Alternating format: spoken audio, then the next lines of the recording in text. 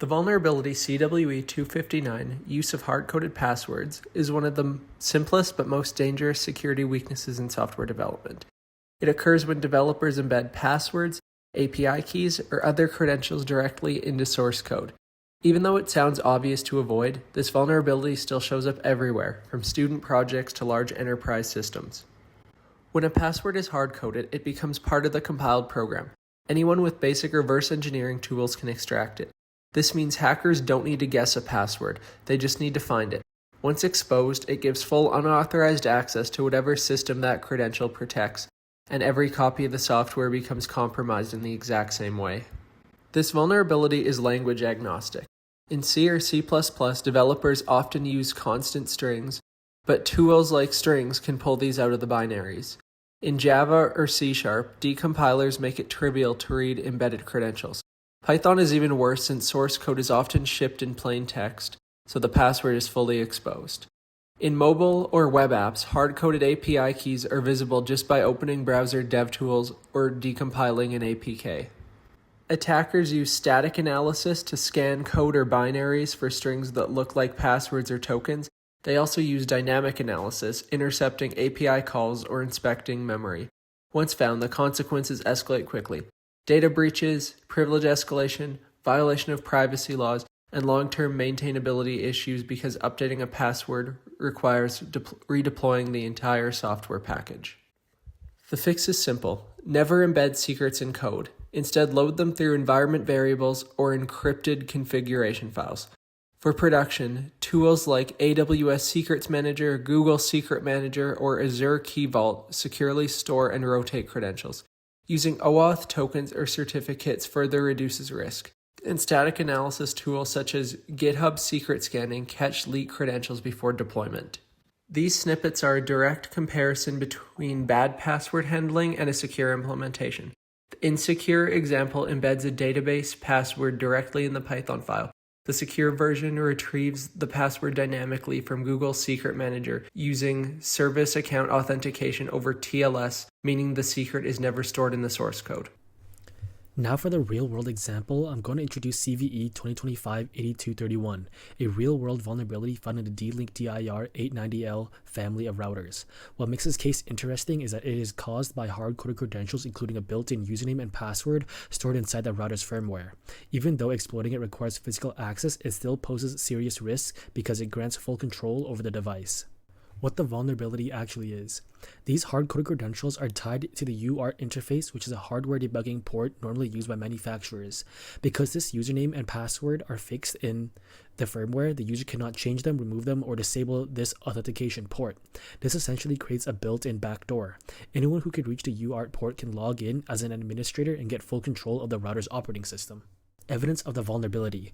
To validate the vulnerability, researcher Nicholas Way actually reverse engineered the router's firmware. In the RGBin component, which handles UART communication, they found hard-coded credential strings directly inside the binary. When they looked at the authentication code, they saw the router takes whatever username and password you enter and directly compares them against two fixed strings stored in the firmware, as seen in this image by Nicholas Way. Next, for the impacts, once an attacker uses the hard-coded credentials on the UART interface, they gain full root access to the router's operating system. With that level of control, they can intercept or modify any traffic going through the router. They can change DNS settings, redirect users to malicious websites, or silently monitor data like credentials. They could also install custom or malicious firmware, which gives them long-term persistence even across reboots. Other impacts include extracting stored passwords, disabling logs to stay hidden, and even adding the router to a botnet or using it as a launch point to attack other devices on the same local network. Even though this vulnerability requires physical access, the impact is still severe because a single compromised router can expose the entire network behind it. Mitigations. Because the DIR-890L family is end of life, D-Link no longer releases firmware updates. That means this vulnerability cannot be patched and it is permanently baked into the device. The most important mitigation is to simply prevent physical access. Securing the router in a locked room or cabinet stops attackers from reaching the UART port. But realistically, the best long-term solution is to replace the router with a modern model that still receives vendor support and security updates. Other mitigations include isolating the device from sensitive networks and monitoring it periodically for unexpected DNS changes, configuration shifts, or signs of manipulation. These actions don't remove the vulnerability, but they do lower the risk until the device can be retired. To wrap up, CVE 2025-8231 is a clear example of why hard-coded passwords are a dangerous and long-lasting security flaw. Even though this vulnerability requires physical access, the impact can be severe because a single compromised router exposes every device behind it.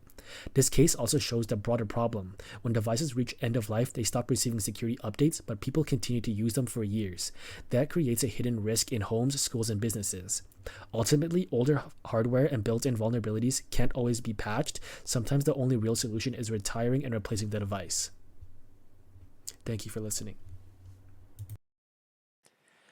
Welcome to Sketchy Banking, the only banking app that is purely text-based. To run it, simply compile the file bank.py using Python. Now, at the main menu, there are three options: create account, user login, admin login. We are going to create the account John Doe and then sign in using the account we just created.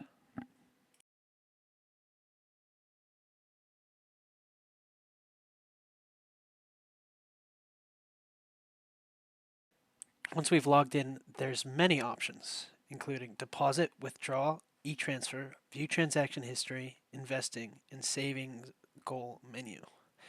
As you can see, we just deposited $50 using the deposit function, and then withdrew $5 using the withdraw function. Now we're going to use the e-transfer function by selecting the account number of the recipient and sending them $10. Next, we're going to view transaction history, which shows us our deposit, withdrawal, and e-transfer that we just made. Next, we will go to our investment menu, which has many lucrative investments such as slots, blackjack, roulette, baccarat, and Who Wants to Be a Millionaire. To invest, simply choose the game you'd like to play, select how much money you'd like to invest, and then follow the prompts from there depending on the game. Now we'll do a quick run through all the games. For roulette, you need at least 3 in a row in order to make money. In blackjack, the closest to 21 wins. In roulette, you pick where you think the ball is going to land.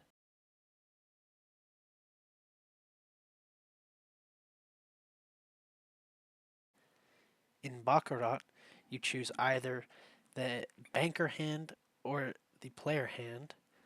And in Who Wants to Be a Millionaire, you have to guess 15 trivia questions in a row correctly in order to win $1 million. And here is our savings goal menu. Within the savings goal menu, you can set a new savings goal or you can delete your current goal. Here, we are going to set a goal of $5. And as you can see, since we have more than $5 saved in our account, it says we've already reached our savings goal. Now, if you're down on your luck and our investments leave you with no money, this is where in the code our vulnerability is. We have a hard-coded admin username and password, as well as hard coding our passwords for all users within the .json file that is our database.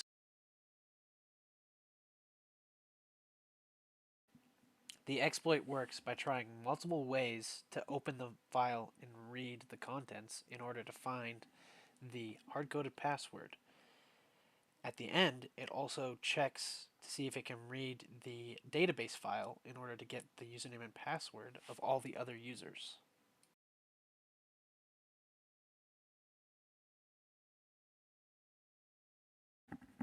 To run the exploit, simply compile the file bankexploit.py using Python. Now that we've used the exploit, we can see that our exploit found the admin username and password, and the username and password for all the users, including Ethan Oak and John Doe. If we log in to the admin account using the stolen credentials, we can view all the relevant details for every user account within the banking app.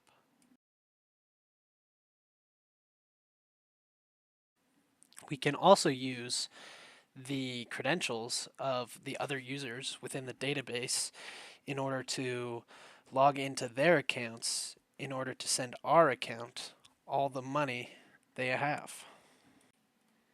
With the money of all the other users, we can keep our wonderful addiction to investments alive. Thank you for watching, and thank you for banking with Sketchy Banking.